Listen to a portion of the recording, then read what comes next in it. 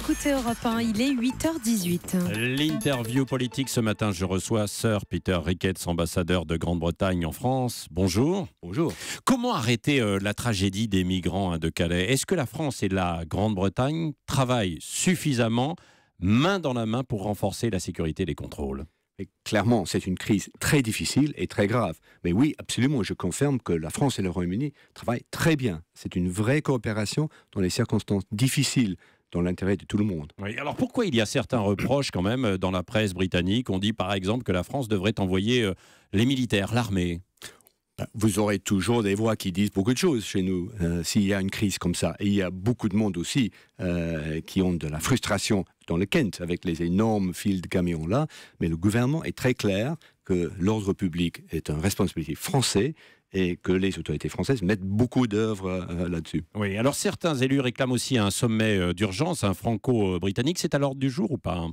Mais les discussions sont intenses et ils sont au niveau le plus élevé. J'ai eu M. Cazeneuve est allé à Londres il y a 2 jours. Il se rencontre tout le temps entre ministres, entre tous les hauts fonctionnaires. Je pense que ce n'est pas le problème de discussion.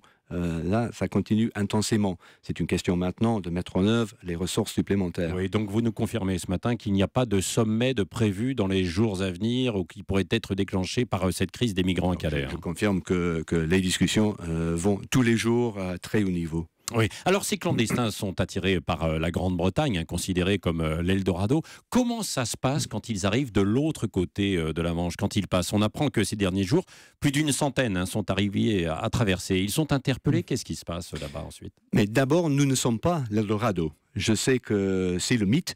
Mais en fait, ce n'est pas le cas. Nous avons durci beaucoup les accès aux allocations chez nous. Nous avons maintenant des besoins de permis de séjour biométriques pour les gens qui veulent rester et travailler chez nous. Alors, ce n'est pas facile à travailler au noir chez nous, mais quand nous recevons les demandeurs d'asile, nous les traitons comme demandeurs d'asile, selon les règles, comme ici en France. Oui, mais comment ça se passe quand ils arrivent, quand ils passent, en fait, ces clandestins et qu'ils arrivent de l'autre côté de la frontière? Ils sont interpellés, vous les mettez dans des centres d'accueil, vous étudiez leur dossier? Oui, bien sûr. On les accueille et ils sont mis dans les centres d'accueil, absolument. Oui. Mais l'important, c'est que ce n'est pas facile à travailler chez nous au noir et nous avons durci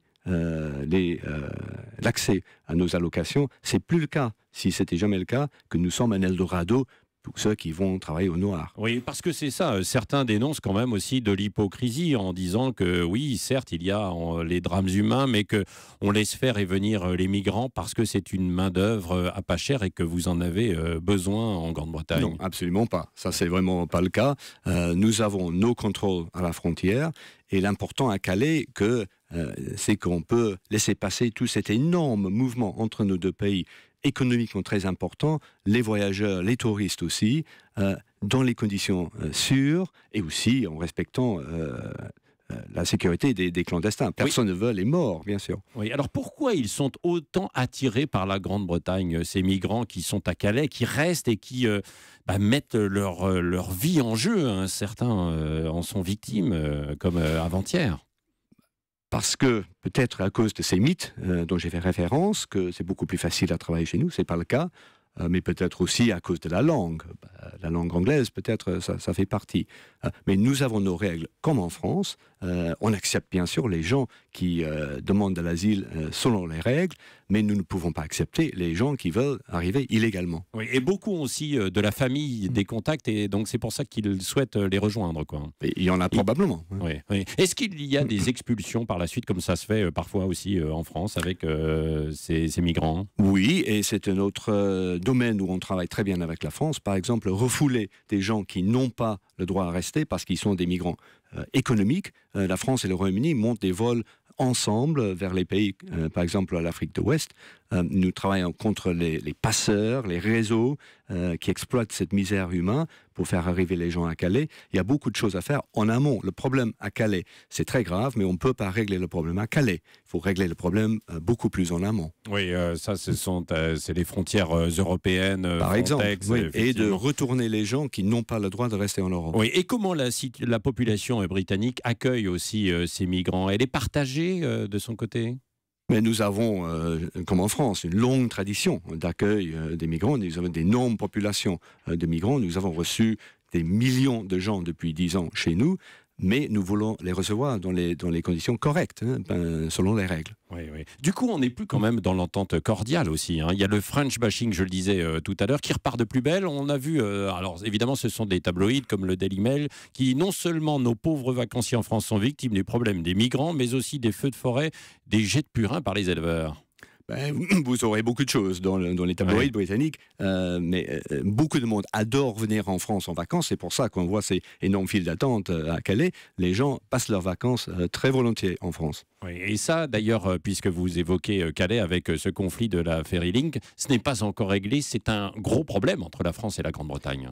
C'est un conflit social, industriel, qui est en train d'être réglé, je pense, par les autorités françaises. Mais ce que nous voulons, c'est la fluidité dans le port de Calais, à Coquelles, dans la ligne ferroviaire, pour que les Britanniques peuvent venir, comme toujours, en France massivement l'été. Oui. Monsieur l'ambassadeur, est-ce que la Grande-Bretagne est en train de s'éloigner de l'Europe? Est-ce qu'elle va claquer la porte de l'Union européenne? Il y a toujours l'idée d'un référendum, ça avait été évoqué pendant la campagne. L'un des hommes forts de David Cameron, George Osborne, qui est le chancelier de l'Échiquier, est venu il y a quelques jours à Paris. Oui, pour à Paris, pour voir les ministres français. Absolument, Manuel Valls, Laurent Fabius, Emmanuel Macron. Je vous rassure, le gouvernement de David Cameron veut que le Royaume-Uni reste dans l'Union européenne, réformé dans l'intérêt de tous les pays membres de l'Union européenne. Nous allons faire un référendum, mais avec l'intention d'avoir un oui et de rester dans l'Union européenne réformée. Oui, c'est ce qu'il a dit à Manuel Valls et à Emmanuel Macron en venant cette semaine. Il y a une tournée européenne qui est faite pour essayer de convaincre. Alors maintenant, il faut convaincre aussi la population britannique. Nous avons des propositions à faire et nous sommes confiants que si nous pouvons avoir des réformes qui vont aider l'Europe à être plus compétitive, plus efficace dans le monde, nous pouvons faire campagne pour un oui dans un référendum avant fin 2017. Comme ça, le problème britannique est tranché. Alors, un Britannique qui triomphe sur les Champs-Élysées dimanche dernier, Christopher Froome, vainqueur du Tour. Vous avez ressenti, vous, un sentiment de fierté ?